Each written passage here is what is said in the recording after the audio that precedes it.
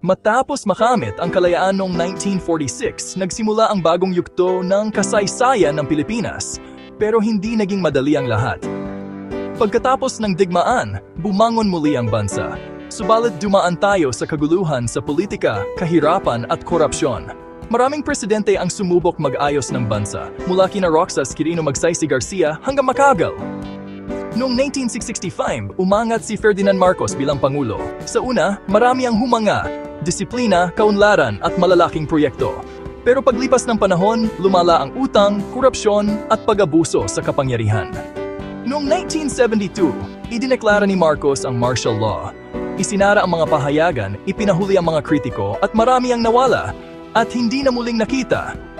Ngunit kahit takot ang nangingibabaw, may mga lumaban. Isa na rito si Benigno Ninoy Aquino Jr. na pinaslang noong 1983, isang pangyayaring gumising sa buong bansa. Noong 1986, sumiklab ang EDSA People Power Revolution. Milyon-milyong Pilipino ang lumabas sa kalsada, bitbit ang rosaryo, kandila at tapang. Walang armas pero puno ng paninindigan. At sa araw na iyon, nagtagumpay ang bayan. Napalitan ang diktadura at si Cory Aquino ang naging unang babaeng pangulo ng Pilipinas. Muling ibinalik ang demokrasya at kalayaan ng mamamayan.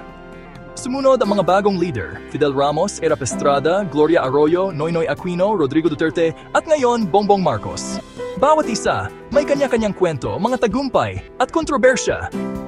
Ngayon, humaharap tayo sa mga bagong laban, korupsyon, kahirapan, fake news at pagbabago ng klima. Pero sa kabila ng lahat ng ito, nanatiling matatag ang Pilipino. Tayo ay masayahin, maparaan at puno ng pag-asa. Dahil kahit ilang ulit tayong mabuwal, babangon at lalaban tayo muli. Ito ang kasaysayan ng ating bayan, mula sa mga unang barangay hanggang sa makabagong henerasyon. Isang paalala na sa bawat panahon, ang tunay na lakas ng Pilipinas ay nasa mga mamamayan nito.